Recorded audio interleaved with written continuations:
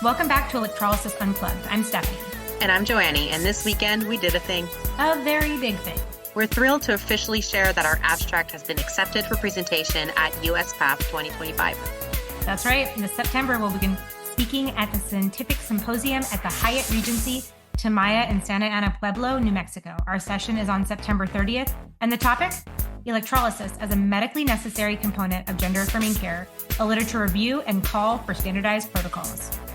And it's not just an honor, it's a step forward in our profession and for our patients.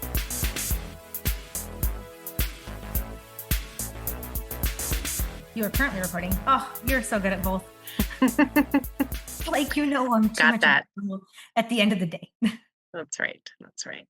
Oh my gosh. Good evening, everyone. There's going to be more people coming in, I'm pretty sure. We'll just give it a couple minutes to make sure we're catching as many eyeballs as possible. I love eyeballs. And we lost an eyeball. and we lost an eyeball. 2 sets. Or not 2 sets. Well, I guess if she's wearing loops, maybe. Maybe. How many sets would a 4X loop be? Would it be 4 sets plus your set? See? That's a lot of eyeballs. That's a lot of eyeballs. If you ever wonder why I go silent in the middle of zapping, that's the thoughts that happen inside my brain. Very random. All right. Oh, yeah. People are coming in. We'll keep an eye on our login people. So whenever Joannie and I do these evenings, we record an intro and outro, so that when it becomes the podcast, it makes sense, right? But it's weird enough to say that twice. And you guys have to hear how this actually went down, because last week I had a Zapling, one of my students, going at current for the very first time. Okay. And I have my phone ringing. Joanie never calls me in the middle of the day. It's always text messaging back and forth. That's kind of how we get most of our work done, is just that back and forth, here's my word vomit by text message. But she's calling and I'm like, I got to answer this, because whatever it is, it's a call. And I was like, hey, I am just about to go do this. And she's like, I'm going to give the phone over to Mike, whatever it is. Make sure you tell him. And Joanie's like, no, I will only take 2 minutes of your time. And so tell them what you told me. And then all of a sudden I couldn't focus anymore because I was so excited for the rest of my workday. So we have been, since the beginning of the year, we have formed an electrolysis research committee, right? So a lot of people that have been on these calls for a while know that we've been doing this, and we've been meeting with our committee members for a while. And one thing that we did is we put together 3 different articles. And one of those articles, we submitted the abstract to the USPATH, what was it called? The Scientific Symposium. And I got the email this week that our abstract was accepted for an oral presentation. And so we are going to the USPATH Scientific Symposium at the end of September to present our article to all of the doctors and surgeons and other scientists that are going to be there. Talk about how electrolysis is important. I wish you guys could see this, because I get chills every time I think about it. Because you and I put a lot of hard work into just advancing our field. And I don't want to discredit that, because I know that you and I struggle with don't look at me as the boss lady. We're just you and me, whatever.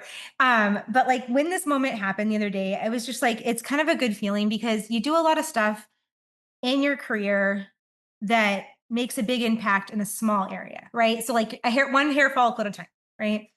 And I think that being able to standardize care is going to be a game changer. I think it's going to be something that impacts clients seeking medically necessary electrolysis for years to come. And nobody's having these big conversations from the electrologist perspective. And I think that is important. Oh yeah, imposter syndrome is real in the chat. Yep. She is very mean. She's very mean. I want to talk about why this matters, why this conversation, we wanted to be able to announce it, bring it out to you guys right away. We'll probably announce it as a podcast right away so that more people can possibly go to the symposium. USPATH, WPATH, these are transgender healthcare standards of care. Okay. Back in the day, if you've been in gender affirming care for probably over 20 years, they used to be called, or a version of them was the Harry Benjamin standards. Okay. And so these standards have been around forever, and we are now on SOC 8. So it's an eighth rendition of this standardized care within transgender healthcare. And every time in these renditions, there is never a conversation that is from the the right scope of practice Mhm. about That talks about what we do. that talks about what we do. And Yeah. so it's why does this matter? It's a huge win, obviously. I think that this is a moment of responsibility. I think it is happening, and Joanna said before this, like we understand that this conversation is personal and political and important, and so we want to acknowledge all of that. And we also don't want to like create fear where there isn't where it isn't needed, and create care where it is needed. So these it's one of the most uncertain times for the trans and gender diverse community in the United States. It is not a great time for accessing affirming care. Yeah, across the country, access to care is being challenged right now. It's restricted, and in some places, it's flat out banned. So it's not just political, it is personal. Our patients are carrying enormous weights. They're not just navigating the healthcare system, they're navigating a society that doesn't always see them, hear them, or value their autonomy. And like I'm a big fan of autonomy. I think that like you are your own human and you have to be able to find out the ways that you need to show up in this world to be the best version of yourself. And Um, whatever that looks like for you, we want to be able to help as electrologists, but we also want to be able to provide a standardized front of what that looks like. Hair removal, specifically electrolysis, is often one of the first medically required steps in a surgical pathway, and yet it is still misunderstood, still lacking funding, and often pushed aside as optional or a reduced option That's right. uh, to get people But done. and you know this, when somebody comes in for hair removal related to surgery or dysphoria, it's not cosmetic. It's not No, a luxury. It's survival care. yeah. Oh my gosh. Like I feel like this is going to be one of those conversations I keep getting goosebumps because it is survival care. You and I have been providers of care for both over 20 years. And we get to see that impact. We also need to understand that in the 20 years that we've been at this, and I would say that like, because of our moms being electrologists and because Hmm. it's not like it was like the first time we saw it when we became technicians. We knew that this is always there. I mean, like I've been in gender affirming care since before when I was a Yeah. twinkle, right? And I think that it's important to understand that this conversation probably needs a new layer of consent. Recently, I was having a conversation with a mental health professional that was like, times are really heavy right now, and it's important if you're having this conversation with your patients on the table, that a new layer of consent of like when it's okay to talk about it and when you should revoke that consent so that you can get down to the nitty gritty of the work in front of you so that they can get to their care while we still have better access to it. Uh, Hmm. I think that when I was talking to this provider, they were just like, um, when we talk about consent, consent isn't just like I consent to you hugging me. It's I consent to a conversation or not. I mean, sometimes people they love to burst through some boundaries like the Kool-Aid man, Yeah. bad brick wall. And so it's just I think it's important for us to start having conversations about like, hey, time and place. I'm going to hold space for you, and we're going to hold space in this place. But if I'm in a space that I'm noticing it's escalating your pain and it will impact me getting you the results, I might pause the conversation. And that's okay to do in that space because it's best. I'm not a mental health specialist, right? So I need to be able to know where I can hold it and where we have to pause it until we find the right person or the right time to talk about it in those moments. And I thought that was really cool because sometimes I feel bad. I don't know about you, but like when I have to be like, hey, Yeah, I this don't want to be, telling somebody to stop sharing or, discussing Mhm. what's burdening them or anything like that. But yes, I mean, I realize that a lot of these emotional traumas become physical traumas, right? And Yeah. so, and then on top of that, here we are zapping away. And so we know that it's not a super comfortable treatment, to Mhm. begin with. And so we don't, it can definitely compound the effects.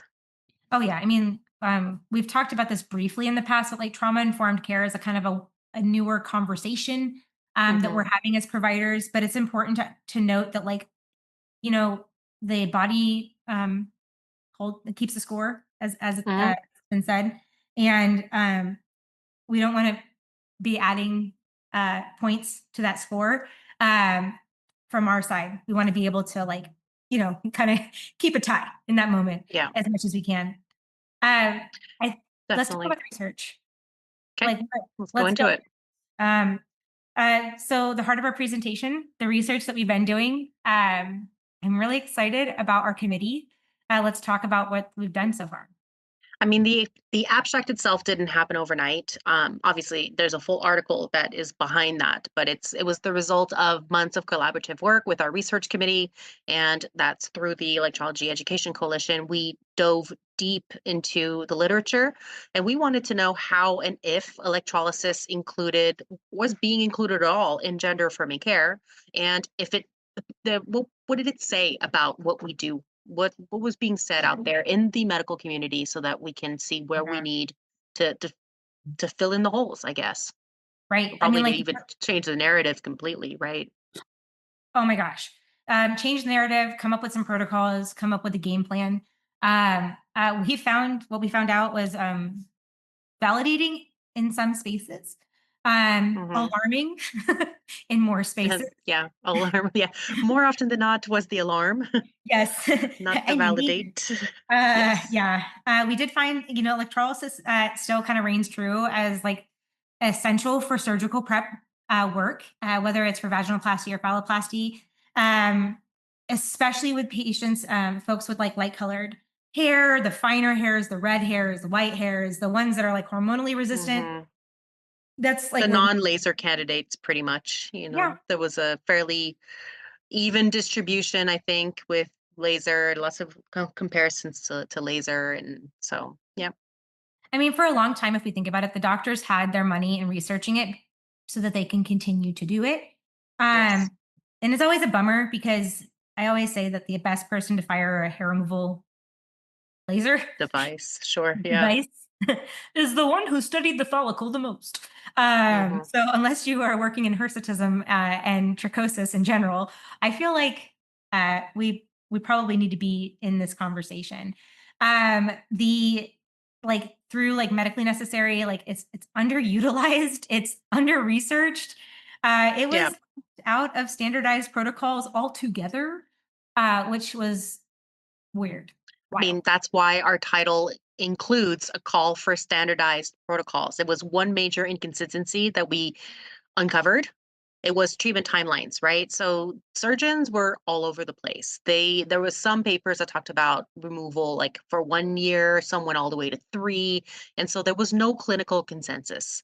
Mhm. Patients usually are left to navigate this alone, so they don't really know what they're asking for. They come in misinformed, and without the coordination between the surgical team and the electrologist, usually the patient's the one that's going to be suffering. Yeah, I mean, and this is like where our little the 3 clearances are good to go. Yeah, okay. So Carly, we're gonna have a moment here. Carly says some even say 3 clearances are good to go because they have no idea what clearance means. Hmm. I'm like, oh my goodness. As my family would say, oh maron. Like Yeah. it's a little frustrating. I think that one of the things that I love about having you not only as a friend but a business partner and being able to be someone like bouncing ideas off of is that we come up with things that like we haven't seen this and we want to see it. So let's just create Let's it. do it. Yep. Let's come up with it. Why not us? And like one of my favorite things that I've gotten to hear from your lectures, and I haven't like presented on some of my protocols yet, but like the staircase model. I am Hmm. obsessed. Implementing that into my own practice was phenomenal because I was able to take the Stephanie version of it and and then go, okay, I am not alone in the way I'm seeing this treatment planning. Um, it allowed, I feel as though people to visualize each step of their plan, of their treatment plan, the next stages that they're going to be looking at. It allows like the opportunity for um like I would say not, a vision of what the next year of treatment. So if they don't have care, they at least know how to plan themselves accordingly. Yeah. Huge. in that The space. truth is like, and I think that part of the reason why I even came up with something like this Mhm. is because we know that in order to have the medical community respect electrolysis as they should, we're going to need to be able to standardize and quantify things. You can't just answer questions like, well, it takes about a year and a year and a half. We don't know how many sessions and this and that. Like that ambiguity doesn't go off so well. And Mm-mm. so I know that we can't be specific, neither can laser people, but laser people have better standardized protocols. They have Mhm. at least some guidelines out there. And so it's a lot easier for people to understand what we do if that kind of stuff is out there. So we need different tools like the staircase model to be able to explain kind of how the process works so that it's clear. Yeah, and this last year when I took the diode research back that we had and hairline Hmm. like hair growth timelines. I took the average of thermolysis, flash, blend, and galvanic, and like how many hairs per square inch you can get done or per centimeter squared. I took the graph that we recreated with Eileen, Yes. and I said, if we have this many squares per centimeter squared, what does this look like? And I made a forecast. And the reason I had to do this was I was trying to explain to like one of our leads here for our state insurance is called Apple Health. It's not to be confused with iPhones, although it's very confusing as a new person to Washington. But Apple Health, I had a great conversation. They're like, okay, as a school, explain to me why you can forecast this much based on these, like on your one consult. And I was able to explain, like, well, I know that how long it takes me to clear out within this modality, and this modality. And then I'm able to see what my regrowth rates look like in this space because I know my work in that space. And so I can look at a larger forecast knowing that the research behind your hair growth timelines looks like this. And it like that forecasting, it kind of like it. I hope one day that we can find a way to put the staircase and the forecast into an app for Yeah, people. I understand. Oh, Yeah, because I I know. I've feel thought like about that too, right? Can you imagine? Like, I type in a couple measurements and it just spits out some timeline for people, time oh frames, appointment yeah, lengths, and all these things. Amazing. it's We're working on it. we're working on it. And I would say that like while the things are real, because it's like the real portion of it is we're taking like already researched scientific data and the realities of our treatment rooms and we're applying that into the cases in front of us. And Mhm. so when it comes to like if it's real, um, girlfriend, it's real when you utilize the tools in front of you and you start charting. Okay, I'm just saying. You start charting, you're going to see these changes in real time for your clients because you can track progress. And if you Yep. aren't charting, you are taking a snapshot of someone's day and You're never missing remember. out. You're Yep. missing. Um, so I we mean, the talked whole about reason examples. why we were doing this literature review to begin with was so that we could come up with our own research project. Mhm. Yeah. I mean, as you said, if not us, then who? And I think that like we're Hmm. proposing that multi-site clinical study, which is important. I think it's important to validate the tools and create a unified pre-op protocol, especially in our patients that will have hair possibly grow internally post-surgically. It's important for us to get electrolysis into a mainstream conversation in this Hmm. space, and then medically integrate that care in. We That's already right. have to follow a lot of the protocols, so we might as well step up the rest of our game. So as we built this research, we keep asking, like, why is permanent hair removal still treated like an afterthought in gender affirming care? Hmm. Well, I mean, electrolysis is not the spa that like the old dudes Hmm. think it is. The frequency that we have them come in here and they're like, "What is this stuff?" I'm like, "It's not a beauty school. It's so much more than that. It's medical. It can be beauty. It is rarely beauty nowadays. I would say that most people are now coming in for substantial hair growth problems because like the world has influence of hormones in our body.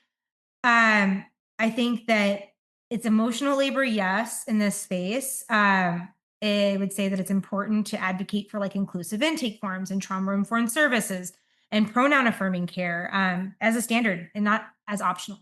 Yeah, Yeah. when when you get corrected, sit with it, thank them for letting you know, and move forward so that you can Mhm. then work with the person that's in front of you and have them I be mean, seen. our chairs should be the one place that a trans person doesn't have to prove that they deserve care, and these systemic issues affect other patients too. Yeah. Our patients with PCOS, for example, with all my Yep. advocacy efforts in that space, hirsutism like faces like similar barriers. Um, Persistent hormone-driven hair growth, undereducated providers, and no clear path to permanent care. Equity means showing up for them too. And so, by us being able to step into this space and get this abstract accepted, it opens up doors. And we have already started working on what those doors look like in this space. Mhm. And that's why our research isn't just about gender affirming care, it's about establishing protocols that support all patients with complex hair growth patterns. So we have an article that focuses on PCOS hirsutism. We have an article that is just a general, let's talk about how electrolysis exists in the medical world. And obviously, we have our gender affirming care focused article, which is the one that we submitted for USPATH. So we're Mhm. trying to get us out there in front of the right eyeballs so that we can, for the field, really. Yeah. And it's like when we start thinking about like, um, if we can change the fact and raise standards for everyone, when we advocate for one, we create a better system for everyone. It's important to show up in these spaces as open ears, open hearts, and ready to work. We're really lucky to have people who want to help in the research. I think that, you know, you guys know that we're busybodies and we do a lot of things and have our hands in a lot of pots. But like, I think being able to have people who are enthusiastically running at this as well, whether you're a new electrologist, an established electrologist, um, it it makes a big difference if you because like we want to make this a multi clinic um, research portion. So if you feel as though Hmm. there's someone on your table that you want to follow through on this, or like start collecting that data, like there's never a point where, obviously with their consent, but there's never a point where the data doesn't matter, or the age of the age being not physical age of your practice of the electrologist matters. I don't care if you've been doing it for 2 minutes. I don't care if you've been doing it for 20 years. Everybody has like their strong suits. Everybody has their favorite modalities and the machines, and all of that is okay, because it's all going to bring us the data needed to make this happen for our patients with PCOS, our patients in gender affirming care, hirsutism patients, hypertrichosis patients. I mean, if literally the reason electrolysis has a medical code, an ICD-10, Hmm. is because there was a reason for medical necessity. And it didn't start with trans patients. It started in general in the medical industry. Electrolysis started as a medical need to help with blindness, right? Yep. Michelle started Started as a medical treatment. So, this. And like bringing it back to that is really important. Bringing it back a component of that. I'm not saying that if someone's like, I never want to do medical ever in my life, I just want to do, aesthetic services. By all means, you're still valid. We just need to be able to get this care access for our patients because in these times, if we don't like, if we don't do something now, it's like we have to push and hmm. be loud about it. I love that, Carly. It is insane to think about ingrown eyelashes. I always think because they were like sewing needles. You know, I know, right? I cannot. And those are quite thick. I cannot. I'm like, I I don't even want you to put. I've done ingrown eyelash removal before, and it's very hard to do. It is my least favorite type of electrolysis to do because eyeballs wiggle, and they're squishy. And Especially the squishy, right? yeah, like they don't have like a, you know. Yep. I think that it's important to have that conversation. So let's talk about like how we all rise together in this. Um, let's talk about it. So, as we explored this conversation, inclusive, informed access to hair removal is essential for Mm, gender affirming individuals, for PCOS patients, for anyone navigating hormonal hair growth. mm. Yeah. So permanent solutions exist. Equity follows, right, in that space. So let's figure out how we can get this together. Um, the article that we had talked about, um, So it's the advancement in electrology. So I thought yes, that we could maybe use the most generic one today and just kind of discuss a little bit like what's out there, right? yeah. So what are pretty much what is the medical community saying about electrolysis? Well, I mean, let's start with the basics. Electrolysis is the only FDA approved or recognized, I should say, method for permanent hair removal. While laser is a great tool for reduction, it has limitations and like paradoxical hair growth and ineffectiveness on certain hair colors, like or hair densities, like the thickness of that hair, Mhm. have a big impact. Yeah, thankfully, a lot of the articles did still mention that electrolysis was FDA approved and Mhm. still kind of the gold standard there. Yeah. We laid it all out side by side in an article. So precision, permanence, Fitzpatrick versatility, electrolysis outperforms on a lot of fronts, but laser dominates in the literature, and that imbalance hurts the legitimacy of our field. Yeah, I think that it's important. Like, I want you guys to think about it, and please feel free to drop it in the chat. Um, like, talk about some of the myths that you have seen within laser and electrolysis, like that you hear from most of your clients, and how do you re-educate Yep. them? I know that we've What had sort of things have you conversations. heard? Yeah, and then like you You and know I've talked what's about this a lot. I was actually on scrolling on Instagram and there was a stitch of somebody talking about hair removal. Mm, And it was actually a trans client that had talked about how they didn't go to their laser session in like 4 months. And they mm, were like, laser doesn't work, my hair is all back. And then this doctor stitched this video and goes, yeah, like laser is not permanent. And then he goes, and neither is electrolysis. I had to clutch my pearls a little bit. But this is the type of things that, like, there's a doctor out there saying false stuff. And everybody, of course, I'm looking at the comments. I'm like, who else is talking about this? And so there was a bunch of people like, yeah, the it's a myth and this and that. And again, it just goes back to you're just not doing it right. Like, I'm sorry yeah, to well, say, you're just not doing it right. So you don't know what you're talking about. and that's really what it comes down to is like, I have been hairless for a long time due to laser, and I'm so grateful for every moment of that. Because being a Wookiee was not my goal in life. And so it was a game changer for me. I did get paradoxical hypertrichosis. We talked about that at the Vegas convention. I actually was able Yeah. to reverse it with laser. One of the things I get to hear a lot from, and this is, it happens a lot. Paradoxical hypertrichosis happens in both of our industries, both laser and electrolysis. The difference is your target area. When we talked about over plucking that mouse, what Yeah. recent Last week. last Yeah. week, that The poor poor mouse. mouse. Okay, Poor that mouse. dang Yeah. mouse. When you think about that, that is under treating with electrolysis. When you go in there, Mhm. you're like, I don't want to be a painful electrologist. I don't want to hurt somebody. I don't want to. Oh yeah, you're underusing your or you're under treating everything essentially. Absolutely. And the difference Yep. is paradoxical hypertrichosis in laser is the size of like a, let's say, a quarter at Yeah. every fire of that laser. Paradoxical hypertrichosis and electrolysis, if you are, I've seen it online where you're just plucking Mhm. like hairs, and we're not seeing what we need to see as electrologists, you are causing hair growth. Okay. Yeah. Like Not just that, but also scar tissue.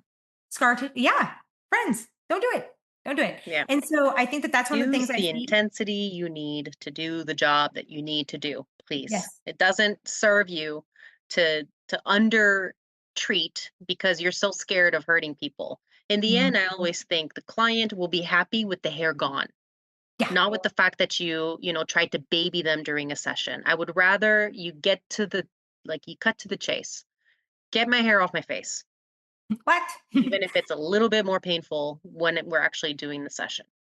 I mean, I'm telling you right now that if I had to live with another day as a bearded woman, like if You all would I ever just be had a access, recluse. oh, I mean, and I'm a social butterfly in these spaces, so I get it. Like, but I wasn't always comfortable with being social when I didn't feel good in the skin that I'm in. Um, and Mhm. and that's what this comes down to is like when we have these conversations about like how do we give a patient that power. you have to understand that like it comes down to education. It comes down to Yeah. understanding limitations of technology. When we started talking about the advanced portion of electrology in our conversations with the crew, our research committee, there we go. The crew, it was like there was good conversation about like what are we missing, and we were able to find, gosh, I want to say at least 10 other places to submit peer-reviewed Yeah. articles as a starting point. All it takes is that persistence and people Hmm. willing to be persistent in that space to get there. Yep. Um, so in the One chat, thing. I Yeah, want to go see, ahead. I want to Yeah. see what are the myths that you're seeing out there being said when they come into your office, like Yeah. drop them in the chat. Another thing that was a big mention in a lot of the articles, which is something else that I think that art research might help lead in the future, Mm. is that the operator matters. Oh yeah. It was emphasized that electrolysis is extremely operator dependent, and this just all comes back to training. And Mm. we know that, and I've kind of I told this to a lot of people, electrolysis is hard. Mhm. Electrolysis is a hard skill to learn. It takes a lot of precision, and not everybody has it. There's, it's kind of there's a nice little bell curve distribution as far as skill goes, like most of people are going to be kind of in the middle of the pack. You're going to have a few that are just amazing at what they do, and there's going to be a few that, should probably just give up. But most of the time, they're the problem that we have, and like most people should be perfectly adequate at what they do, but there's a lot of places that have no regulation for training. People that are learning off of 2-day classes, watching YouTube videos, Mm. or, chair side by somebody that probably isn't that good at what they do to begin with. And so it depends. It's all over the place. There's also people that learn chair side from amazing electrologists. There's Yep. schools that, don't teach much, and there's schools that teach a lot. And so the standards are all over the place, and that's part of the problem. So the Yeah. community recognizes that this field is unfortunately very operator tech or technician dependent. They know that the success or the failure of treatment is really 99% the person that does the work. Oh yeah. Well, today we had, and not today, yesterday we had a conversation in class because they're like, like what's the best machine? And I'm like, no, nope, no, no, no, no, no. That's not the No. question to ask in the beginning. No. Device improvements. Can you service your machine? Is your machine looking good? Is your machine like, that's important. Okay. Access to quality equipment. Okay. Hmm.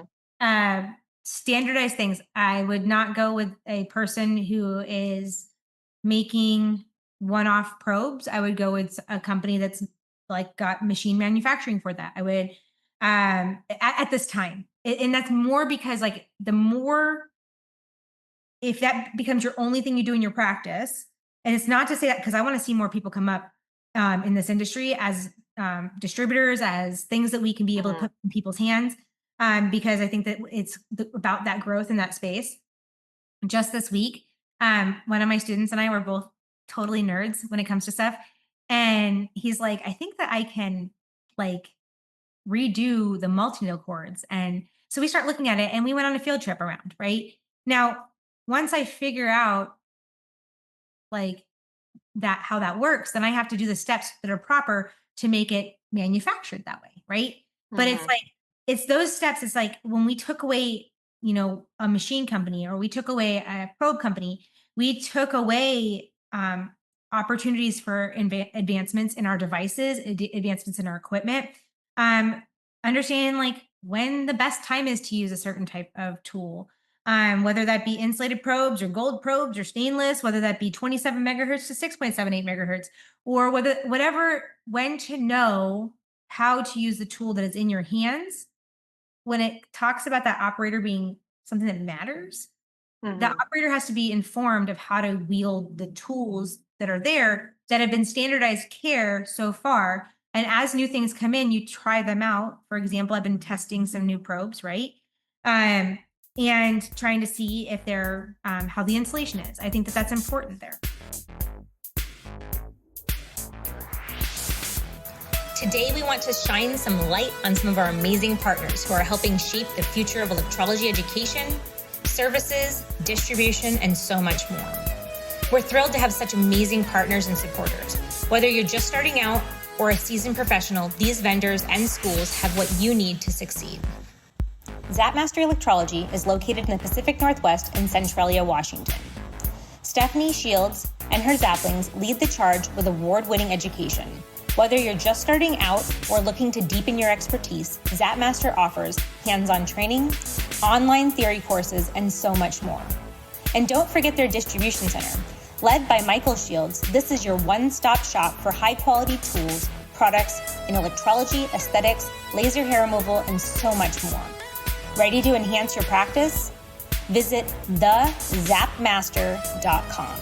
That is thezapmaster.com, and discover the resources awaiting for you. Elevate your practice with Silhouette Tone. Known worldwide for their advanced equipment and sleek designs, from epilators to treatment tables, lasers, and more, they provide a gold standard in comfort and performance.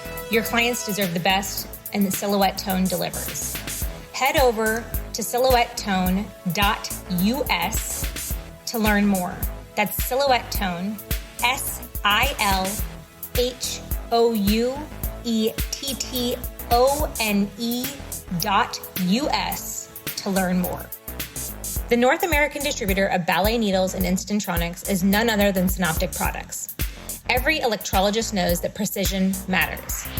Ballet needles are designed for just that, offering unparalleled accuracy and comfort for both the practitioner and the patient. Instantronics is known for the smoothest hair removal experience, and distributors who are enthusiastically moving towards innovative experiences with their new ownership under Dr. Sarah Paisner. Instantronics, formerly known as Instantron, is making strides towards innovative experiences in electrology epilators. You can ensure that your practice not only remains clean, safe, and compliant, but on the leading edge of technology and innovation. A must-have for every electrology clinic. Visit synopticproducts.com to learn more. Thanks for tuning in to Electrolysis Unplugged. Be sure to check out our amazing sponsors for the best in electrology tools, training, technology, and so much more. Now, back to the show. Let's talk about our other little question. I do see that we see question for later, so bring it on. I think that it's great for us to see how we feel our devices and techniques have changed in your years as an electrologist, because they sure have changed in my years as an electrologist. I mean, I went from knobs to computer screens, which is wild. Yeah, you got to adapt your technique and kind of stay at the forefront of your field and make sure that you're getting that continuing education, because things are constantly changing and you don't want to be left behind, that's for sure. Because this is a very technician dependent skill, you have to keep working on that skill. It's like you can't buy a car and never fix it for the rest of its life. You know, it unfortunately needs maintenance, and so do you. Absolutely. I mean, I'm not going to be driving around in a car with the same oil for all the cars lifetime, So the technology in the future that we're seeing right now, we've chatted about this recently at the Las Vegas convention. We were talking about filaments when I was doing my lecture, and it's what would you like to see different, right? And so one of the funny one was AI assisted probe insertions was a recommendation I saw online, and I'm how is AI going to assist my probe insertion? I don't know. So AEA conventions, there might be some trade secrets coming out pretty soon. Oh my goodness, that'd be so cool. So stay tuned.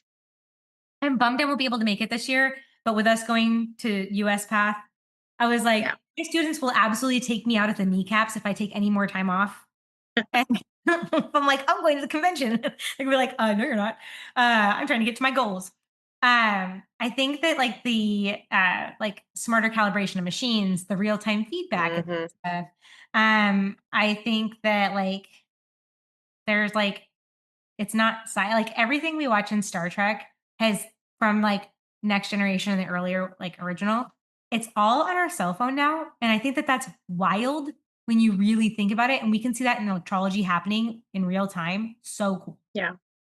There's going to be, and with all that, there's going to be the potential to reduce operator variability. So, and by improving standardization. So the more we make teaching the same, the less we're going to have issues with people being kind of all over the place with how they practice. It's not just about replacing the electrologist, it's about just giving us better tools. Oh, um, Carletta says in the chat, some of us are older than Google. Yes, some of us are older than Google. Today, when we were doing our Zappling hour, my student handed me the composition book, and I had to throw my glasses on. I'm like, be gentle on me. I'm from the 1900s. It's a thing. We as we learn, and we're older, or we've gone through a lot of tech stuff. I don't know about you, but I'm fairly certain it's the same.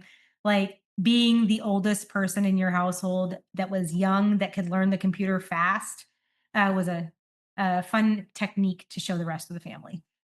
Hmm. Yeah. I dropped another question just to kind of on this topic, but would you trust AI to insert a probe? And what would make you feel comfortable or not about it? So if you're thinking about AI and everything that it can do with computers, like how would you feel about AI and electrolysis? Hold on one second. In there, like the slides on the presentation, from Vegas, I thought I fixed that, so I'll go in there and try to fix it later. But that's a Looks whole like other. Carly's like AI would tell me if it's one and done. So okay, so like some feedback. Ooh, And yes. we got a big old note from Laura. It's like nope. Nope. I would love to be like, yeah, you definitely, that one's dead. Like there's 0% stem cells existing. I'd be like, yes. That would be pretty cool. I would like a little camera. There was Um, actually, I saw a video. There was a surgery that was done 100% by computers, unassisted by humans recently. Unassisted? Unassisted. Oh, that's cool. And it was like perfect accuracy, I think, or nearly perfect accuracy. So yeah, there's definitely there's stuff's changing out there. So you don't want to be left behind.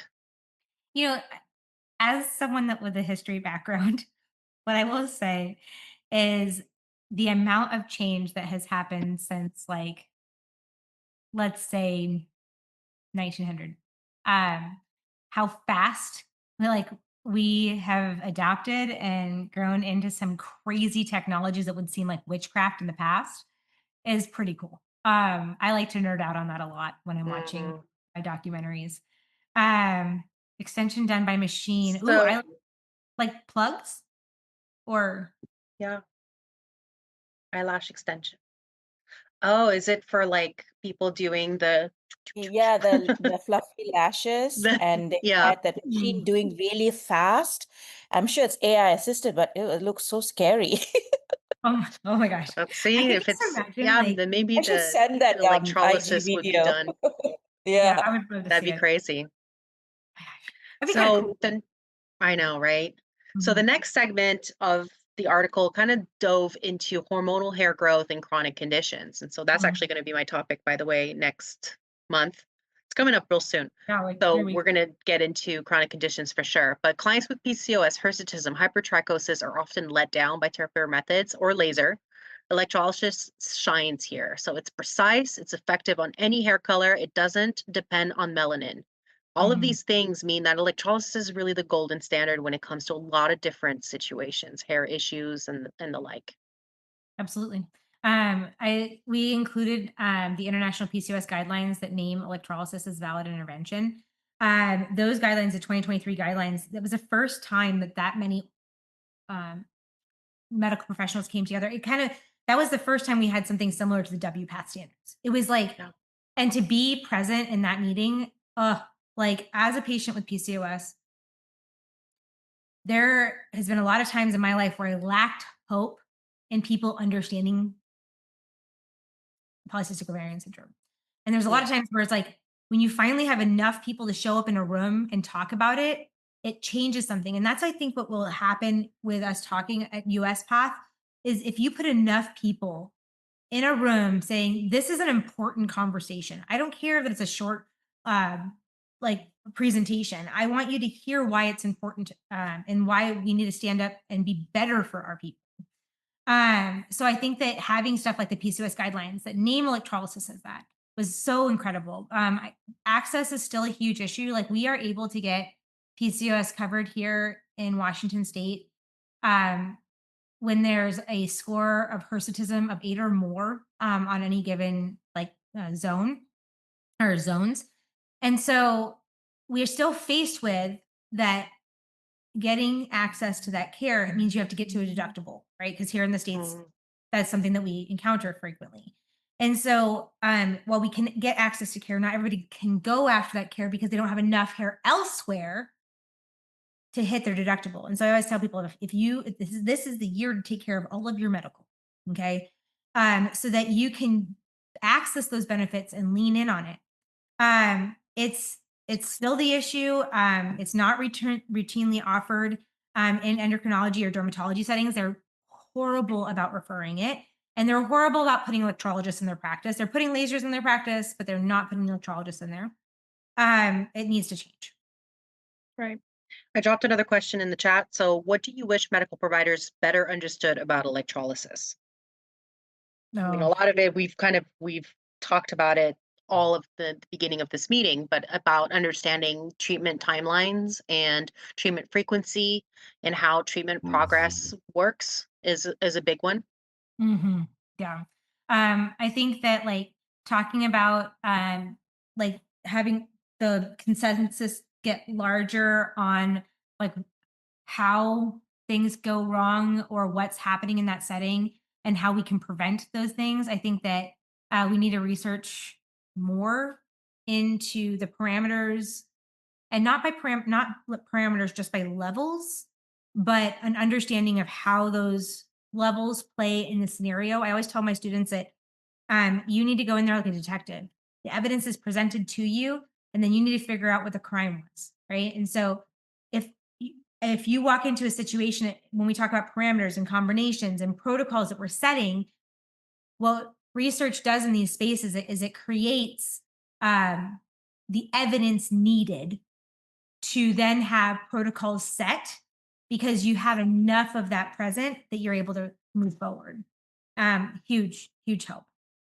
So let's talk a little bit about a misunderstood topic. So paradoxical hair growth is a real side effect of laser, especially in hormonally sensitive areas and darker skin types. And this was mentioned a lot in the research articles. Yeah, it was. With the struggle that we're having within misinformation and quick courses that aren't teaching about the hair follicle. They're teaching in the laser setting. And I'm saying this as a laser provider, and as someone that taught it for a while. We are not seeing them understand that a cookie cutter approach to this is your Fitzpatrick and this is how you fire is not enough. Okay. Because even in my case, when we talked about it at Las Vegas, we found out through trial and error how to reverse it, but you have to be willing to sit in those spaces of discomfort, when you have to sit in a place where it went wrong to figure out how to make it. Paradoxical hair growth, hypertrichosis is a nightmare. And it's something that we can get back in front of in proper spaces. But I think that it's important to note that it's not the technology always, it's the technique. When we talk about operator margins before, this is part of that.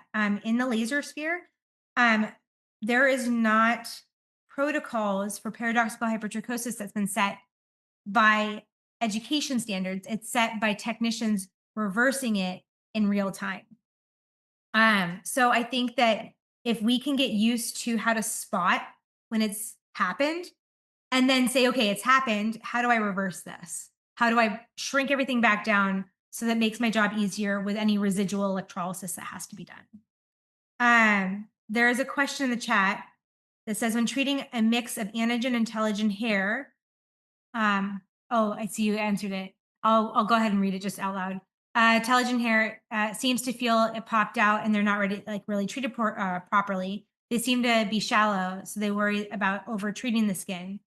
And it probably, you're right, 9 times out of 10, it's like probably not treated enough. But Because yeah, the telogen hairs are dry. They tend to need uh, more intensity.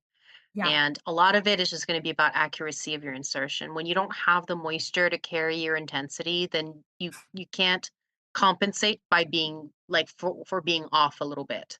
yeah, So accuracy of insertion first and foremost. I think people tend to go too deep on telogens most of the time. yeah. I think they go too deep.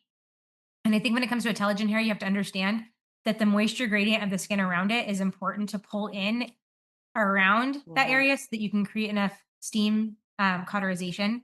Not steam, enough boiling point in that space. Steam doesn't have electric. It's not good for electricity, but you have to be able to pull that in. And when you have that intensity high, you're doing that in a way that the moisture has to be there. Like you can't, otherwise you have to pull in moisture slowly, like kind of like how you crock pot cook, you pull it Mhm. in, right? But There was a follow-up question here that said, would displacement be good on those telogen ones? If you have room to do displacement, you went too deep. yeah, yep, I agree.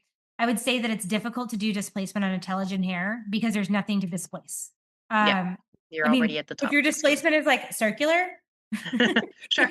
Yeah, exactly. Different quadrant, maybe. yeah. Yeah. But if you are able to, like on intelligent one, if you're finding that you can displace, you're probably more not on intelligent hair, or Yeah. you've gone too much. You've gone too far, too deep, too quick. Turn back, turn back. Go back. Um, there was a question from Arlette. I would like to discuss this maybe next week because I would like for you to send us more details. Yeah. The question here says that you have a PCOS client, longtime shaver, hitting on the skin from prior acne, fair skin, maybe fits one or two, curly dark hair, dry skin. Sometimes Mhm. techniques work, sometimes, most of the times they don't. So I would like more background about this. And so if Mhm. you can kind of send us an email, I'll write it down over here and give us parameters you've tried and different things, probes, and anything that you can give us. And then we're going to go ahead and discuss that one. Yeah, And that and being said, if anybody else has situations like this, just give us the rundown of the situation and we can definitely discuss. I took pictures, Perfect. before and after pictures and after certain sessions and also of my settings and everything. So yeah, I'll definitely Perfect. do that. Okay, Awesome. get that for us. And then if anybody else wants to do the same, it'd be nice to maybe let's open it up to real life situations and let's see what's out there. Oh, I love that. We haven't done one of those in a while. I think real life Mhm. situations is a great idea because I mean we can come up with a bunch of topics, right? But like at the same time, how much? Yep. So I think it's been a huge help when you guys have that. So what's next, Joanie? Like research? So research gaps and what's next, right? So now that we put together these articles, Mhm. we saw what was being said about electrolysis out in the medical field, and we are aiming to present that and then suggest, I guess, set the stage for our own research projects so that we can start filling these gaps and then hopefully put out some protocols and standardization from real data, Oh, yeah. I right? mean, That's the whole goal. despite the history that we have in this industry, the large scale clinical trials just have not happened. I would even go as far as to say that I would doubt that even happened when the FDA approved us initially because of the age of the Hmm. FDA at the time.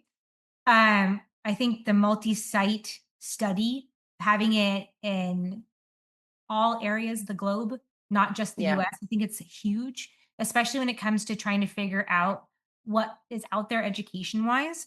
I would love to hear like a long-term follow-up data on different modalities, different types of Hmm. filaments, different types of devices, and see what is helping us Yep.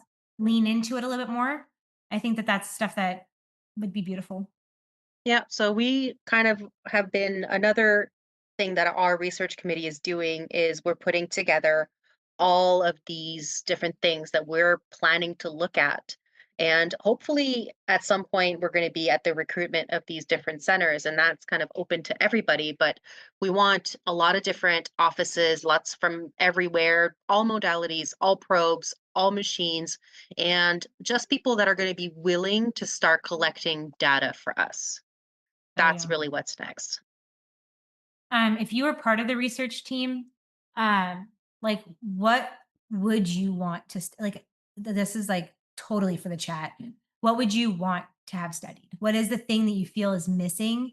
And when the clients ask you that question, what do you feel like you're not able to answer? I think Mhm. that if we start putting that into the conversations that we're having, um, it would be helpful. That's right. And we're trying to use different systems like Covidence and the PICOS framework just to bring rigor and reproducibility to our review. So that way we can inspire more electrologists to get involved in research too. So And stay I tuned. I forgot to say this earlier, but in case somebody's listening and they're like, "What the heck is an abstract?" Um, the best way I've been able to describe it is the abstract is like the trailer to a movie. Okay. Hmm. So when we submitted our trailer, they were like, "We love this. Let's watch the movie," kind of thing.